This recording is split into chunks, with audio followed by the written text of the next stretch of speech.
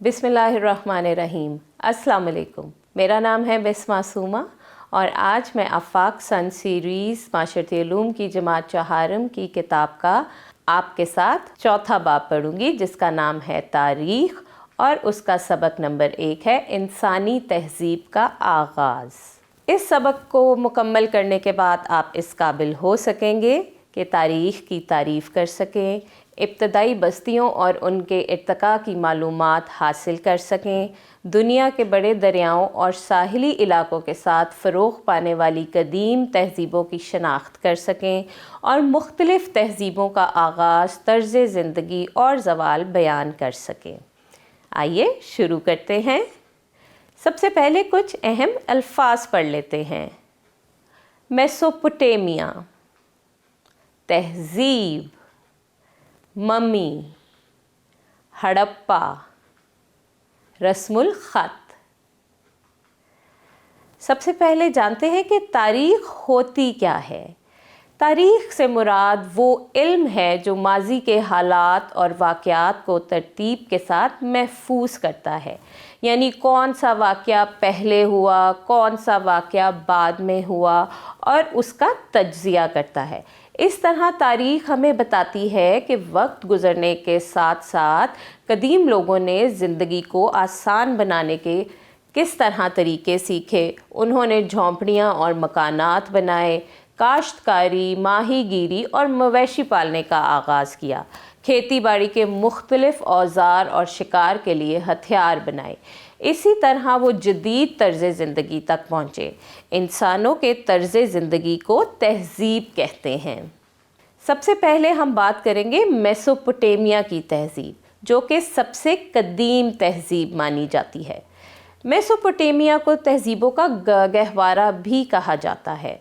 Mesopotamia एक यूनानी लफ्ज़ है जिसका मतलब है दो दरियाओं के दरमियान। दरियाए दजला और फ़ुरात के दरमियान इस खित्ते में समीरी, अकावी, अशोरिया और बाबुल की कदीम तहज़ीबें परवान चढ़ीं। इन तहज़ीबों का आगाज़ तकरीबन 4000 क़ब्ल मसीह में हुआ। यहाँ के लोग काश्तकारी, तजारत और दस्तकारी के पेशों से वाबस्ता थे। उन्होंने हज़ारों खुदा बना रखे थे और उनकी पूजा करते थे। उन्होंने कई इबादत गाहें भी तामीर की और बड़े बड़े शहर भी बनाए। अगर आप इस तस्वीर को देखें तो आपको नज़र आएगा कि मेसोपोटामिया की तहज़ीब के एक साइड पे दरियाए दजला आपको नज़र आ रहा है और दूसरी तरफ आपको दरियाए फ़ुरात नज़र आ रहा है। इन दोनों के दरमियान में ये तहज़ीब जो है वो परवान चढ़ी है। ये आजकल का जो इराक़ का इलाका है, हम उसको कह सकते हैं कि ये मेसोपोटामिया की तहज़ीब का इलाका है। इसी तरह दूसरी तहज़ीब के बारे में बात करते हैं, वो है मिस्री तहज़ीब। ये तहज़ीब मिस्र में दरियाए नील के किनारे परवान चढ़ी। इस खित्ते में बड़े पैमाने पर आबादकारी तकरीबन 3000 क़ब्ल मसीह शुरू हुई। दरियाए नील आबपाशी, नकलो हमल और तजारत का एक अहम ज़रिया था। कदीम मिस्र के लोग किसान, सौदागर और मज़दूर थे। वो कई देवताओं पर ईमान रखते थे। वहाँ के हुक्मरानों को फ़िरौन कहा जाता था। उन्होंने बड़े बड़े मकबरे और अहराम तामीर किए, जहाँ शाही घराने के अफराद को मरने के बाद दफन किया जाता था। इन अहम अशख़ास के मुर्दा जिस्मों को ख़ास तरह का मुरक्कब लगाकर महफूज किया जाता था और उस महफूज शुदा जिस्म को मम्मी कहा जाता है। मकबरों पर तस्वीर, नक्शो नगारी और मुजस्मों से सजाया जाता था, जहाँ मम्मियों को सोने, चांदी के बर्तनों, हीरे जवाहरात और ज़ेवरात के साथ दफन किया जाता था। अगर आप गौर से देखें तो इस तस्वीर में आपको अहराम मिस्र भी नज़र आएंगे। ये लोग अहराम मिस्र बनाते थे और इसके अंदर जो है वो मम्मियों को दफन करते थे। अगर अगली तहज़ीब की बात करें तो हम वादी सिंध की तहज़ीब की बात करते हैं। वादी सिंध की तहज़ीब 2500 ता 1700 क़ब्ल मसीह में मौजूद पाकिस्तान, भारत और शमाल मशरक़ी अफ़गानिस्तान के इलाक़ों में मौजूद थी। یہ تہذیب دریائے سندھ کے قرب و جوار میں پروان چڑھی۔ یہ اپنے دور کی اعلیٰ پائے کی تہذیب تھی۔ یہاں پختہ گلیاں اور گھروں پر مشتمل شہر آباد تھے جو باقاعدہ منصوبہ بندی کے بعد منظم انداز میں تعمیر کیے گئے تھے۔ ان کے ہاں نکاسی آب کا مناسب انتظام موجود تھا۔ شہروں میں وسیع و عریض عمارتیں، دفاتر اور حمام بھی تھے۔ اگر آپ غور سے دیکھیں تو یہ وادی سندھ کی تہذیب کی آپ کے سامنے تصویر ہے۔ بحیرہ عرب اور خلیج بنگال، یہ سارا ہمارا علاقہ، مونجو دوڑو کی تہذیب بھی اسی میں آتی ہے۔ ہڑپا کی تہذیب بھی وادی سندھ کی تہذیب میں آتی ہے۔ یہ قدیم تہذیبوں کی اگر آپ زمانی ترتیب دیکھیں، میسوپوٹیمیا کی تہذیب 4000 قبل مسیح سے 500 قبل مسیح تک ہے۔ مصر کی تہذیب 3000 قبل مسیح سے 500 قبل مسیح تک تھی۔ اسی طرح وادی سندھ کی تہذیب 2500 قبل مسیح سے 1700 قبل مسیح تک تھی۔ اہم نکات پڑھتے ہیں۔ تاریخ سے مراد وہ علم ہے جو ماضی کے حالات و واقعات کو ترتیب سے محفوظ رکھتا ہے۔ میسوپوٹیمیا کو تہذیبوں کا گہوارہ بھی کہا جاتا ہے۔ مصری تہذیب مصر میں دریائے نیل کے کنارے پروان چڑھی۔ وادی سندھ کی تہذیب دریائے سندھ کے قرب و جوار میں آباد تھی۔ آج ہم نے 3 تہذیبوں کے بارے میں پڑھا، میسوپوٹیمیا کی تہذیب، مصری تہذیب اور وادی سندھ کی تہذیب۔ آئیے اب مشق کی جانب بڑھتے ہیں۔ درست جواب کا انتخاب کیجیے۔ میسوپوٹیمیا کی تہذیب موجود تھی۔ نیچے آپ کو کچھ آپشنز دی گئی ہیں۔ دجلہ اور سندھ کے درمیان، دجلہ اور فرات کے درمیان، دجلہ اور نیل کے درمیان، نیل اور سندھ کے درمیان۔ کیا آپ کو یاد ہے ہم نے کیا پڑھا؟ جی بالکل صحیح، دجلہ اور فرات کے درمیان میسوپوٹیمیا کی تہذیب تھی۔ دوسرا سوال پڑھتے ہیں۔ سکندر اعظم نے میسوپوٹیمیا کو فتح کیا، کون سی قبل مسیح میں فتح کیا؟ جی 334 قبل مسیح میں۔ اسی طرح اب آپ باقی کے سوال جواب بھی پڑھیے اور ان کے جواب کے گرد دائرہ لگائیے۔ یہاں پہ کچھ حقائق دیے گئے ہیں جن کو ہم نے ان کی تہذیبوں سے ملانا ہے۔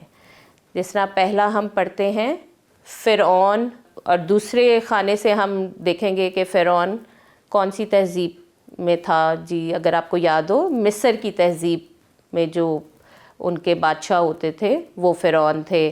اور اسی طرح اگر آپ تیسرے کے ساتھ دیکھیں تو ان کی کون سی خاص چیز تھی جو مصر کی تہذیب کی آپ کو یاد دلاتی ہے؟ جی بالکل، ممی۔ یعنی فرعون جو ہے وہ مصر کی تہذیب سے تھا اور ان کی ایک خاص چیز جو ان کی پہچان ہے وہ ہے ممی۔ اسی طرح اگر مونجو داڑو اور ہڑپا کی بات کی جائے تو وہ وادی سندھ کی تہذیب میں تھے۔ اور وادی سندھ کی تہذیب آپ کو پتہ ہے کون سے دریا کے کنارے آباد ہوئی تھی؟ جی دریائے سندھ کے کنارے۔ اب آپ تیسرا بھی اسی طرح ملا لیجئے۔ ہم آگے بڑھتے ہیں۔ کیونیفارم زبان۔ یہ کیونیفارم زبان آپ کے سائٹ پہ آپ دیکھ رہے ہیں کہ کیونیفارم زبان اور الفابیٹس کے آگے ان کے نشان بنے ہوئے ہیں۔ آپ نے اپنا نام کیونیفارم زبان میں لکھنا ہے۔ آپ اپنے نام کے الفابیٹس دیکھیں گے، لیٹرز دیکھیں گے اور اس کے آگے جو نشان ہے وہ بناتے ہوئے آپ اپنا نام کیونیفارم زبان میں لکھیں گے۔ یہ بہت ہی دلچسپ کام ہے، ضرور کیجیے گا، آپ کو مزہ آئے گا۔ اب کچھ مختصر سوالات کی طرف بڑھتے ہیں۔ یہاں پر 5 سوالات کیے گئے ہیں۔ آپ نے بہت دھیان سے ان کو پڑھنا ہے، اور اگر آپ کو کوئی سوال سمجھ نہیں آتا آپ سبق کو دوبارہ پڑھیے اور پھر ان کے جوابات دیجیے۔ جس طرح تاریخ کی اصطلاح کی تعریف کریں۔ تاریخ کیا ہوتی ہے؟ ابھی میں نے بتایا کہ تاریخ وہ علم ہے جو آپ کو بتاتی ہے کہ کون سا واقعہ کب ہوا اور کہاں ہوا۔ تاریخ ہمیشہ ماضی کے واقعات کو ترتیب وار محفوظ رکھنے کا نام ہے۔ اسی طرح اب آپ باقی کے سوالات بھی کیجیے گا۔ اب ایک اور کام ہے، یہ بہت ہی دلچسپ کام ہے۔ تہذیب کے آغاز پر میری کتاب کے عنوان سے تصویری کتابچہ بنائیے۔ آپ تصویری کتابچہ بنانے کے لیے انٹرنیٹ کی مدد لے سکتے ہیں۔ آپ تصویریں نکالیں وہاں سے، ان کو پرنٹ کیجئے اور پھر اس کو ایک چارٹ پیپر پہ لگا کے مختلف تہذیبوں کو آپس میں آپ ان کو کمپیریزن بھی کر سکتے ہیں۔ اسی طرح یہ کتاب بنا کے آپ اپنے دوستوں کے سامنے پیش کیجئے، اپنی ہم جماعتوں کے سامنے پیش کیجئے، تو آپ کو بہت اچھا لگے گا۔ مجھے امید ہے آپ کو آج کے سبق کی سمجھ آ گئی ہوگی۔ آپ کا شکریہ۔ آئیے اب ہم چوتھے باب کے دوسرے سبق کی طرف بڑھتے ہیں، جو کہ ہے قیام پاکستان میں صوبوں اور علاقوں کا کردار۔ اس سبق کو مکمل کرنے کے بعد آپ اس قابل ہو سکیں گے کہ قیام پاکستان میں اپنے علاقے اور صوبے کی شرکت اور جد و جہد کی وضاحت کر سکیں، قیام پاکستان میں اقلیتوں کے کردار کی وضاحت کر سکیں، قیام پاکستان میں قائد اعظم علامہ اقبال اور فاطمہ جناح کے کردار کی وضاحت کر سکیں۔ پہلے کچھ اہم الفاظ پڑھ لیتے ہیں۔ معرض وجود، سیاسی بیداری، بر صغیر، جد و جہد، ریفرینڈم۔ آپ کے سامنے کچھ خالی جگہیں ہیں، سب سے پہلے تو ہم ان کو پر کرتے ہیں، دیکھتے ہیں کہ آپ کو کتنی معلومات ہیں۔ سب سے پہلے مجھے بتائیے گا کہ پاکستان کا پورا نام کیا ہے؟ کیا آپ جانتے ہیں؟ بہت اچھی بات ہے، اگر نہیں جانتے تو میں بتا دیتی ہوں۔ پاکستان کا پورا نام ہے اسلامی جمہوریہ پاکستان۔ پاکستان کے بانی کا کیا نام تھا؟ یہ تو آپ سب کو پتہ ہے۔ جی بالکل صحیح، قائد اعظم محمد علی جناح۔ اور ہم یوم آزادی کب مناتے ہیں؟ بالکل صحیح، ہم 14 اگست کو یوم آزادی مناتے ہیں، اور پاکستان 14 اگست 1947 کو معرض وجود میں آیا۔ آپ پاکستان کے صوبوں کے اور اہم علاقوں کے نام دیکھ لیتے ہیں۔ آپ سب کو پتہ ہی ہوگا کہ پاکستان کے کتنے صوبے ہیں؟ جی، پاکستان کے صوبوں کے نام دیکھتے ہیں۔ صوبہ پنجاب، صوبہ خیبر پختونخوا، صوبہ سندھ اور صوبہ بلوچستان۔ تو یہ تو آپ سب کو پتہ ہی تھا، بہت اچھی بات ہے۔ چلیے آگے بڑھتے ہیں۔ پاکستان 14 اگست 1947 کو معرض وجود میں آیا۔ 1947 سے پہلے برِ صغیر پاک و ہند پر انگریز حکومت کر رہے تھے۔ اس وقت برِ صغیر میں 2 بڑی قومیں آباد تھیں، ہندو اور مسلمان۔ ہندو اکثریت میں تھے اور مسلمان اقلیت میں۔ مسلمان نہیں چاہتے تھے کہ انگریزوں کے جانے کے بعد وہ ہندوؤں کے غلام بن کر رہیں، چنانچہ مسلمانوں نے ایک علیحدہ وطن کے لیے کوششیں شروع کر دیں، جہاں وہ آزادی سے اسلامی اصولوں کے مطابق اپنی زندگی گزار سکیں۔ قیام پاکستان میں صوبوں کا کردار بہت اہم تھا، جیسا کہ ابھی آپ نے صوبوں کے بارے میں پڑھا بھی اور بتایا بھی۔ صوبہ پنجاب، صوبہ سندھ، صوبہ بلوچستان، صوبہ خیبر پختونخوا، آزاد جموں و کشمیر اور گلگت بلتستان۔ اب ان صوبوں کے کردار کے بارے میں باری باری کچھ جانتے ہیں۔ صوبہ سندھ۔ صوبہ سندھ وہ خطہ ہے جہاں سے اسلام برِ صغیر پاک و ہند کے دوسرے حصوں میں پھیلا، اس لیے سندھ کو باب الاسلام بھی کہا جاتا ہے۔ تحریک پاکستان میں سندھ کا بہت نمایاں کردار تھا۔ 1938 میں سندھ صوبائی مسلم لیگ کا اجلاس منعقد ہوا، جس میں مسلمانوں کے لیے ایک الگ وطن کی قرارداد منظور کی گئی۔ سندھ تمام صوبوں میں وہ پہلا صوبہ تھا جس نے آزاد مسلم ریاست کے حق میں قرارداد منظور کی۔ صوبہ پنجاب کے بارے میں بات کر لیتے ہیں۔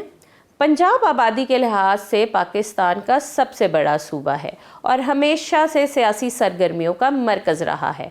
1940 میں لاہور میں ایک قرارداد منظور کی گئی جسے قرارداد پاکستان یا قرارداد لاہور کہا جاتا ہے۔ اس قرارداد میں آل انڈیا مسلم لیگ کے مسلمانوں نے پہلی بار مسلمانوں کے لیے ایک الگ وطن کا مطالبہ کیا۔ اس قرارداد کی منظوری کے بعد برِ صغیر کے مسلمان ایک ایسے راستے پر گامزن ہوئے جس پر چل کر ایک آزاد ملک یعنی پاکستان کا حصول ممکن ہوا۔ پنجاب بھر کے طلباء نے بھی قیام پاکستان کے لیے بہت جد و جہد کی۔ صوبہ بلوچستان۔ رقبے کے لحاظ سے بلوچستان پاکستان کا سب سے بڑا صوبہ ہے۔ قیام پاکستان سے قبل بر صغیر کا سب سے پسماندہ صوبہ بلوچستان سمجھا جاتا تھا اور یہ کئی شاہی ریاستوں پر مشتمل تھا۔ قائد اعظم نے پہلی بار بلوچستان کو صوبائی حیثیت دینے کا اعلان کیا۔ قاضی محمد عیسیٰ بلوچستان کے سرگرم وکیل تھے۔ انہوں نے بلوچستان میں مسلم لیگ کو مستحکم کیا۔ اس صوبے کے لوگوں نے قیام پاکستان کے لیے مسلم لیگ کی بھرپور حمایت کی۔ صوبہ خیبر پختونخوا۔ صوبہ خیبر پختونخوا کو پہلے شمال مغربی سرحدی صوبہ یعنی صوبہ سرحد کے نام سے جانا جاتا تھا۔ یہاں کے لوگ ہمیشہ سے اپنی بہادری کے لیے مشہور ہیں۔ 1912 میں اس صوبے میں مسلم لیگ کی تشکیل ہوئی۔ یہاں کے طلباء نے بھی تحریک پاکستان میں بھرپور شرکت کی۔ اس صوبے کے لوگوں نے ریفرینڈم کے ذریعے پاکستان میں شامل ہونے کا فیصلہ کیا اور یوں یہ صوبہ پاکستان کا حصہ بن گیا۔ آزاد جموں و کشمیر اور گلگت بلتستان۔ 3 جون 1947 کے تقسیم ہند کے منصوبے کے مطابق کشمیر اور گلگت بلتستان کی ریاست کو پاکستان یا بھارت کے ساتھ الحاق کا اختیار دیا گیا۔ کشمیر اور گلگت بلتستان میں اکثریت مسلمانوں کی تھی اور وہ پاکستان کے ساتھ الحاق چاہتے تھے، مگر ان کا مہاراجہ ان کی مرضی کے خلاف کشمیر اور گلگت بلتستان کا الحاق بھارت سے کرنا چاہتا تھا۔ 27 اکتوبر 1947 کو بھارت نے کشمیر میں اپنی فوج داخل کر دی۔ کشمیر کے مسلمانوں نے بہت بہادری سے بھارتی فوج کا مقابلہ کیا اور کشمیر کا کچھ حصہ بھارت سے آزاد کروا لیا۔ یہ حصہ اب ریاست آزاد جموں و کشمیر کہلاتا ہے۔ گلگت بلتستان کے باشندوں نے بھی مہاراجہ کے خلاف جہاد کا اعلان کیا اور 1 سال کی جدوجہد کے بعد اس علاقے کو آزاد کروا لیا اور باقاعدہ پاکستان کے ساتھ الحاق کا اعلان کر دیا۔ اس ضمن میں گلگت اسکاؤٹس کا کردار بہت نمایاں ہے۔ پاکستان کی ترقی میں اقلیتوں کے کردار کے حوالے سے کچھ بات کر لیتے ہیں۔ مذہبی اقلیتوں خاص طور پر مسیحی قائدین نے آزادی کے حصول کی مکمل حمایت کی۔ ان شخصیات میں Dewan Bahadur, S P Singh, B L Rallia Ram, sir Joseph اور ایف ای چودھری جیسے نام قابل ذکر ہیں۔ قیام پاکستان کے بعد بھی مختلف شعبوں سے تعلق رکھنے والے اقلیتی برادری کے افراد نے پاکستان کی ترقی میں اہم کردار ادا کیا۔ قانون کے میدان میں جسٹس رانا بھگوان داس، جسٹس رستم سہراب اور جسٹس دوراب پٹیل نے شاندار خدمات پیش کیں۔ صحت کے شعبے میں ڈاکٹر روتھ فاؤ، ڈاکٹر ڈریگو اور سسٹر رتھلیوس کے نام نمایاں ہیں۔ اقلیتوں نے تعلیم، سیاست اور کھیل کے میدانوں میں بھی نمایاں کردار ادا کیا۔ قیام پاکستان میں کچھ شخصیات کا بہت اہم کردار ہے جو کہ آپ سب جانتے ہیں۔ آئیے اس کے بارے میں تھوڑا سا پڑھ لیتے ہیں، جیسے قائد اعظم محمد علی جناح، علامہ محمد اقبال، محترمہ فاطمہ جناح۔ قائد اعظم رحمۃ اللہ علیہ جو کہ بانی پاکستان ہیں، وہ 25 دسمبر 1876 کو کراچی میں پیدا ہوئے۔ بر صغیر کے مسلمانوں نے ان کی قیادت میں آزادی حاصل کی۔ بر صغیر میں مسلمانوں کو اپنے مذہب، رسم و رواج اور روایات پر عمل کرنے کی آزادی نہ تھی۔ قائد اعظم نے بر صغیر کے مسلمانوں کی رہنمائی کی اور ایک علیحدہ ریاست پاکستان کا حصول ممکن بنایا۔ علامہ محمد اقبال۔ علامہ محمد اقبال ہمارے قومی شاعر ہیں۔ آپ سب جانتے ہیں وہ 9 نومبر 1877 کو سیالکوٹ میں پیدا ہوئے۔ آپ ہی وہ شخص تھے جنہوں نے سب سے پہلے پاکستان کا خواب دیکھا۔ 1930 میں الہ آباد میں اپنے صدارتی خطاب میں انہوں نے مسلمانوں کے لیے ایک الگ وطن کا تصور دیا۔ پاکستانی ہر سال 9 نومبر کو یوم اقبال مناتے ہیں۔ محترمہ فاطمہ جناح۔ محترمہ فاطمہ جناح 31 جولائی 1893 کو کراچی میں پیدا ہوئیں۔ وہ بانی پاکستان قائد اعظم کی چھوٹی بہن تھیں۔ پیشے کے لحاظ سے وہ دانتوں کی ڈاکٹر تھیں۔